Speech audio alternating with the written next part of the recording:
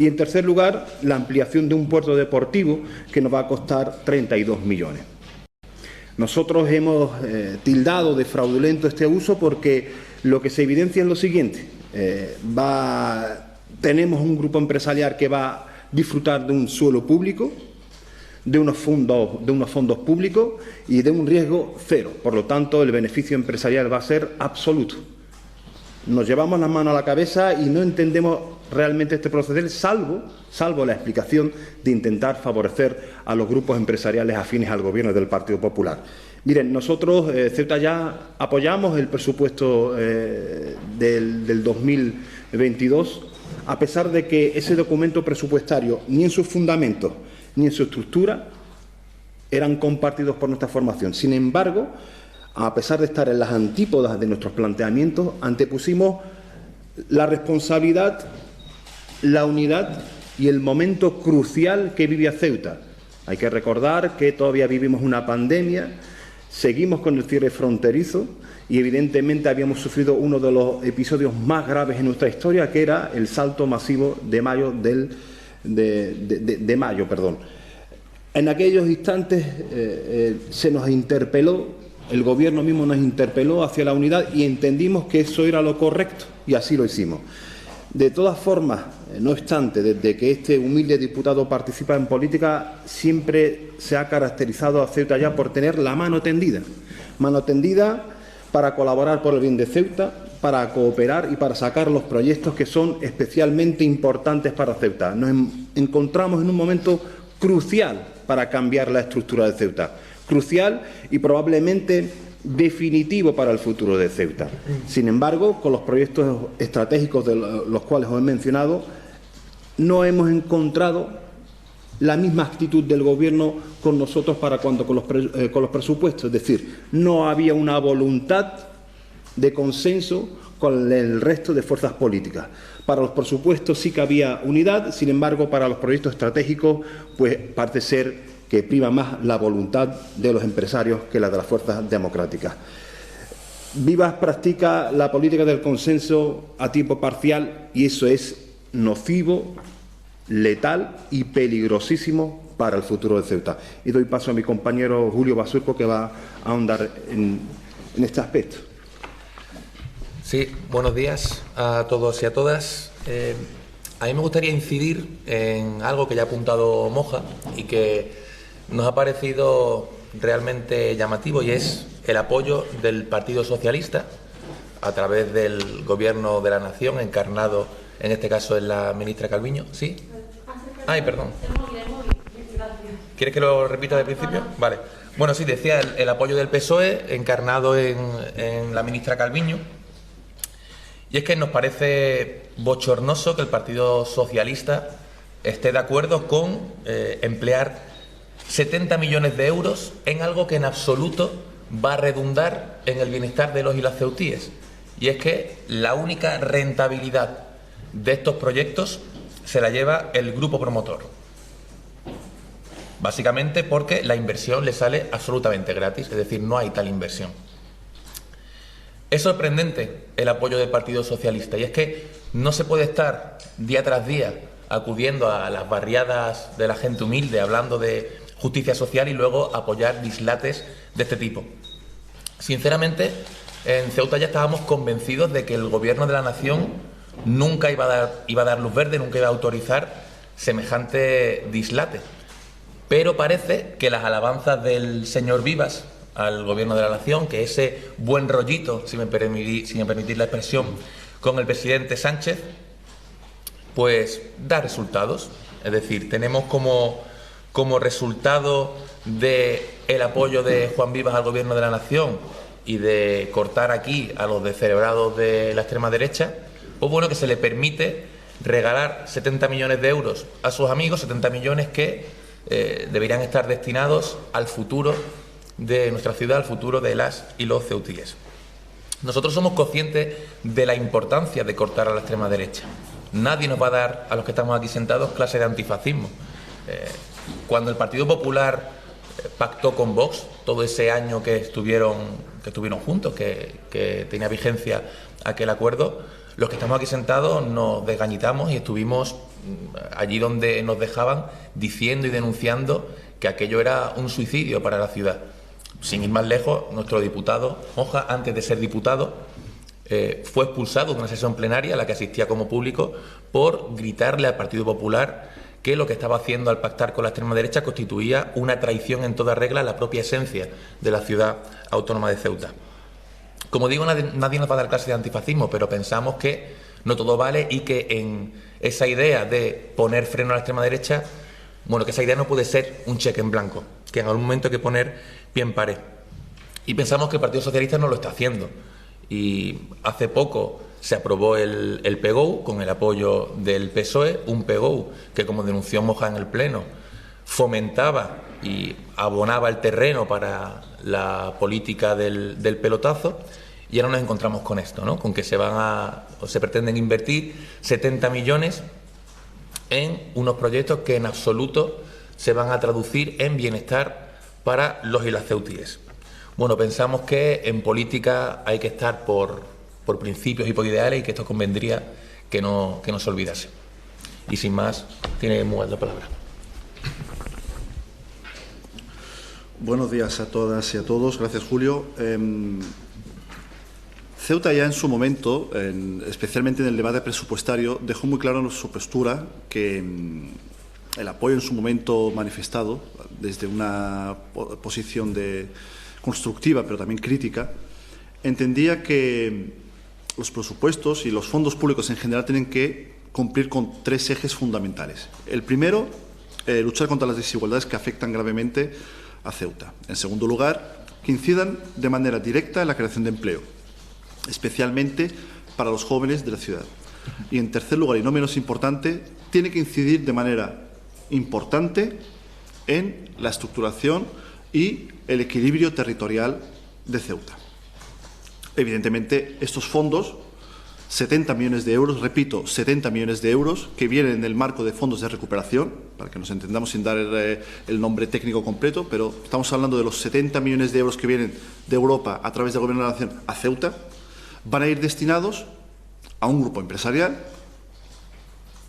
sin aportar valor añadido a la ciudad autónoma, sin aportar soluciones al tejido comercial y al tejido económico de la ciudad gravemente castigado en los últimos años por motivos antes mencionados, y, por último y no menos importante, no van a generar empleo, no van a acabar con las desigualdades, ni van a vertebrar la ciudad.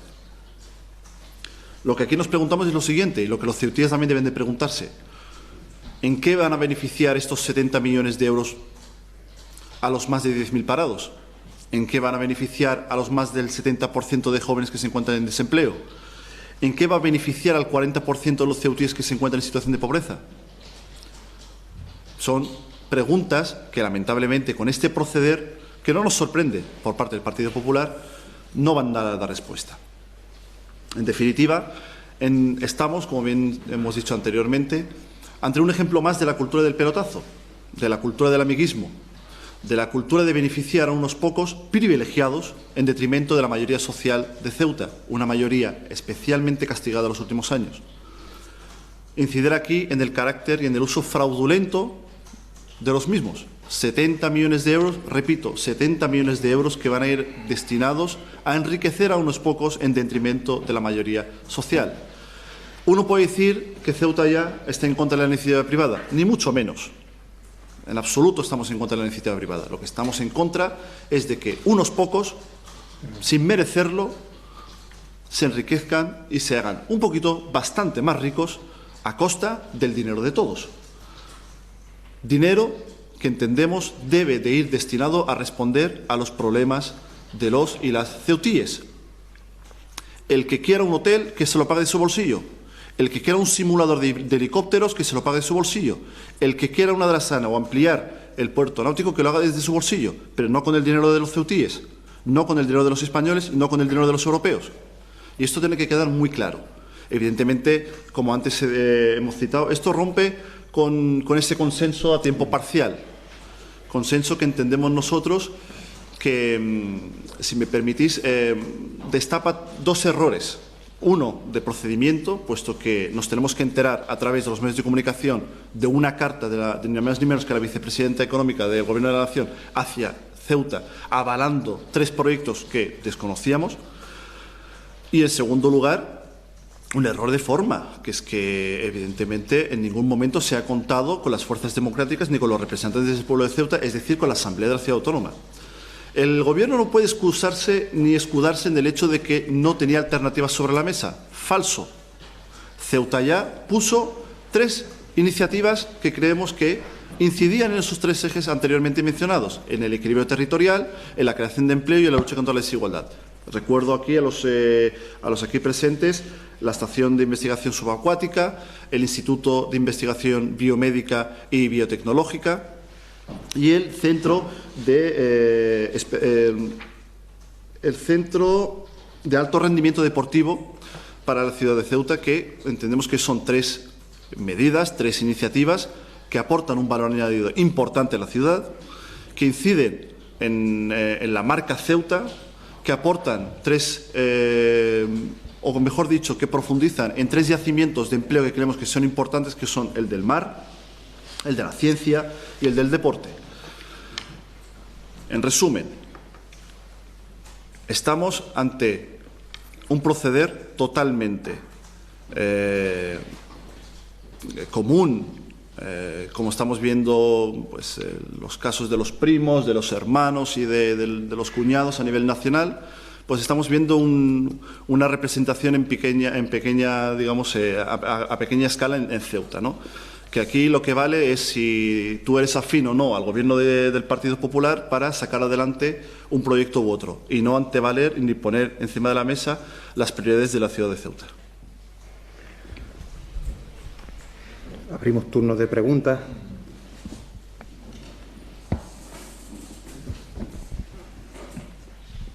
Me gustaría saber si esto supone un punto de inflexión en la relación de Ceuta ya con el Gobierno, si ya, digamos, enterráis cualquier posibilidad de consenso como hubo en el PGOU o en los presupuestos. Más allá de una estrategia determinada, lo que nos planteamos siempre de Ceuta ya, y va a ser así, es el interés general y el interés de los ceutíes. Todas aquellas propuestas que redunden en beneficio de la ciudad, y creo que Muad lo ha indicado muy bien, sobre todo que trabajen en 3 o pivoten sobre 3 patas fundamentales, que es acabar con la desigualdad, crear empleo sobre todo para los jóvenes y sobre todo acabar con el desequilibrio territorial, van a contar con nuestro apoyo. El PGOU no reunía esos requisitos, estos proyectos estratégicos tampoco reúnen estos requisitos, y las iniciativas que vengan o que no estén soportadas sobre esos 3 principios van a encontrar evidentemente nuestro rechazo frontal. Pero es que aquí con los proyectos estratégicos pasa una cosa aún más que es de vital importancia, y creo que es necesario subrayar. Estos fondos europeos vienen a reestructurar la situación económica de Ceuta y vienen a definir lo que sería la Ceuta del futuro, y viene también a dibujar cuál sería el proyecto de ciudad que queremos para todos. Nosotros entendemos que un proyecto de ciudad basado en el amiguismo no es un proyecto de ciudad ni un proyecto de futuro.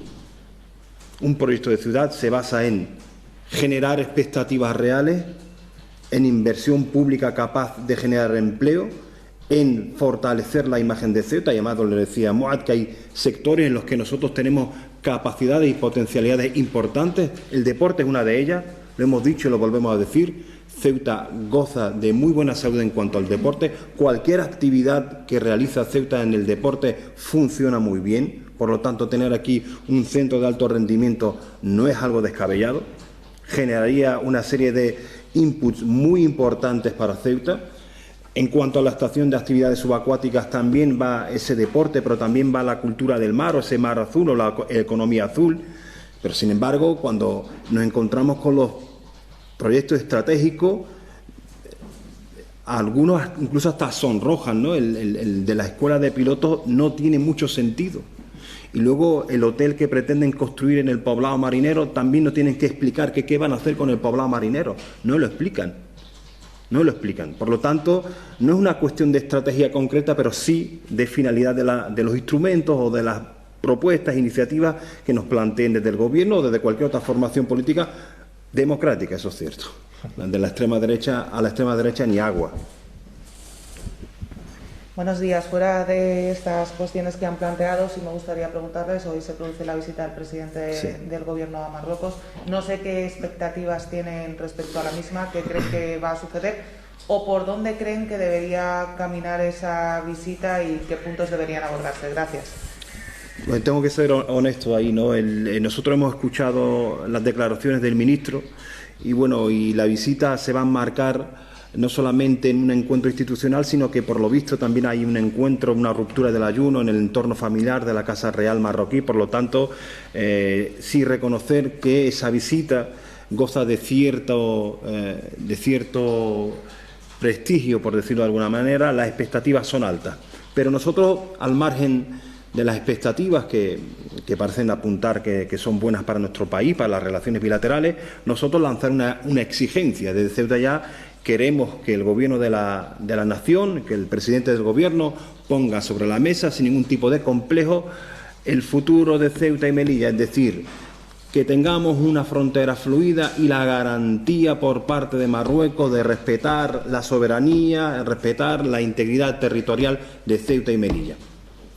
Yo entiendo que esto no se pueda hablar públicamente entre las entidades, entre ambos gobiernos, pero sí que en el ámbito de esas conversaciones entre ambos gobiernos se busquen mecanismos para garantizar la soberanía y la integridad territorial de Ceuta. Que nunca más sucedan episodios como la entrada masiva del mayo pasado. Y también me gustaría preguntarle, en la jornada de ayer la delegada del Gobierno comparecía y pedía disculpas por las declaraciones de la semana anterior, por esa expresión que utilizó de muchachas, que dijo que jamás pretendía ser ofensiva y que había sido una expresión coloquial. No sé si estas palabras de Salvadora Mateos, después de que desde su formación se denunciara la misma semana pasada las mismas, ¿les valen como disculpas o qué le parecen? Bueno, antes que nada, justificar la ausencia de nuestra compañera Julia Ferreras, que iba a estar en esta rueda de prensa, pero por motivos personales no ha podido estar y bueno, le mandamos desde aquí también un abrazo. Y entrando en la cuestión, sí es verdad, ha pedido disculpas, ha rectificado, ha tardado. Es cierto que sus declaraciones fueron el viernes, Ceuta ya, si no recuerdo mal, las denunciamos públicamente el sábado y ha tenido que trascender la cuestión al ámbito nacional para que la delegada se pronuncie. También aquí queríamos incidir en que nos ha parecido, ya lo dijo también Moja el otro día ayer en una entrevista en la radio, nos ha parecido un poco triste que ninguna formación en el ámbito progresista o de la izquierda ceutí se haya pronunciado sobre esta cuestión que a nosotros nos parece que tiene su importancia. La delegada del Gobierno dice que ella no tiene ninguna intención de ofender y nosotros eso nunca lo hemos puesto en duda. Pero es que esa no es la cuestión. Es que hay palabras, hay términos que con independencia de la intencionalidad del emisor, de la emisora, son ofensivas porque son degradantes, porque invisibilizan, porque cosifican, porque minusvaloran ciertas acciones, ciertas labores. Pensamos que el término muchacha se adecúa a esta definición que estoy dando, que es mucho más correcto hablar de empleadas del hogar o de trabajadoras del hogar, que como señalaba el otro día nuestra compañera Julia, al hablar de trabajadoras del hogar se incide en esa característica de trabajo, que por lo tanto se habla de que tienen unos derechos como todos los trabajadores y todas las trabajadoras que tienen que respetarse, que eso es algo importante. Y bueno, es cierto que ha rectificado y eso es lo que nosotros pensábamos que era lo correcto, rectificar y ya está. Cuando uno se equivoca, pues bueno, tiene que rectificar y al margen de que su intención no fuera mala, que eso nadie lo ponía en duda, es lo que tiene que haber hecho. Insisto, ha llegado bastante tarde, pero bueno, lo dejamos ahí y ya está, ya lo ha hecho y está bien hecho.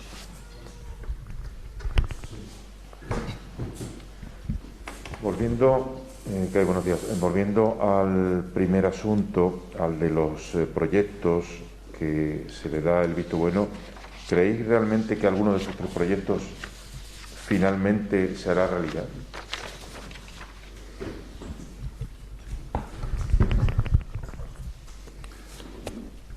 Tristemente, a los hechos nos remitimos, creemos que sí. Que aquí el principio que se hace valer es el de la afinidad política y el de los intereses de unos pocos sobre el de la mayoría social de Ceuta. No es la primera vez en la que el gobierno del Partido Popular y quien lo avala ha procedido de la misma manera. Por lo tanto, en el momento en el que, ni más ni menos que la vicepresidenta económica del Gobierno de la Nación avala estos proyectos, es que estos proyectos van a ser adelante. Y es lo que nos parece más insultante y lo que nos parece más preocupante. Que 3 proyectos que no responden a las necesidades de los y las ceutíes, que no responden a los intereses de Ceuta, salgan adelante con el visto bueno, repito, de la vicepresidenta económica del Gobierno de la Nación. Unos proyectos que suman prácticamente 70 millones de euros, que van a engrosar los bolsillos de unos pocos, que van a responder a los intereses económicos de unos pocos y que van a dejar a Ceuta de lado. Es que es escandaloso. Y no es la primera vez. O sea, la cultura del pelotazo, tan propia de nuestro país y especialmente en Ceuta, se vuelve a repetir. ¿O se nos ha olvidado lo que ha pasado en la Gran Vía? Estamos ya acostumbrados a este proceder. Lo que nosotros echamos en falta aquí y criticamos es que se haya aprovechado de un momento especialmente delicado para Ceuta, caracterizados por la secuencia de hechos muy graves, en el que se esté aprovechando de la lealtad institucional, de la responsabilidad política y de la mano tendida de las fuerzas democráticas, especialmente de Ceuta ya, para sacar adelante proyectos y medidas que benefician a unos pocos y que no responden, repito, ni a los 10.000 parados ceutíes, ni al 70% de jóvenes que no encuentran empleo, ni al desequilibrio territorial que registra Ceuta, sobre todo en las barriadas, ni a la falta de servicios públicos. Es que aquí hay que usar un lenguaje que todos entendamos. Dígame usted en qué beneficia un simulador de vuelos para un helicóptero en Ceuta. ¿En qué nos beneficia? ¿Qué nos aporta como economía? ¿Qué le aporta al tejido económico? ¿Qué le aporta al tejido comercial? ¿Qué le aporta a la economía de la ciudad? Son cuestiones que creemos que la gente pues, tiene que conocer y tiene que entender de que el gobierno no está obrando en la línea del interés general de los y las ceutíes y de la ciudad. No está actuando como gobierno de Ceuta, sino está actuando como, permítanme la expresión, como comisionista de unos pocos en detrimento de la mayoría social. ¿Pensáis en ese sentido que no va a generar ni un puesto de trabajo en Ceuta? ¿Ninguno de los 3 proyectos? Yo repito la pregunta. El perfil de desempleados que registra Ceuta, de los 10.000 que es muy bien conocido por los servicios de empleo público de la ciudad, ¿quién va a ser contratado y quién se va a beneficiar de ese simulador de vuelos?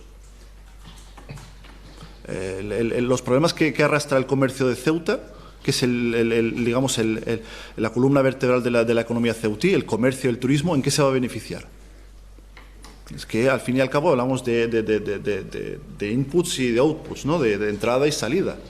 Estamos hablando de que 70 millones de euros se van a destinar a proyectos que no van a aportar ni un valor añadido a la economía local, ni a las necesidades de empleo, especialmente si nos fijamos en el perfil de los desempleados y especialmente en el perfil de los desempleados jóvenes.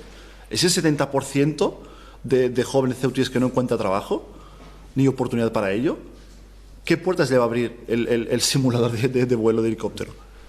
O el hotel, en este caso en el poblado marinero. O sea, estamos hablando de que esta gente vive en un mundo aparte, ajenos a la realidad social y económica de la ciudad. Sobre el hotel que ha mencionado Moada, hay que recalcar que en nuestra ciudad ya hay dos hoteles, que la capacidad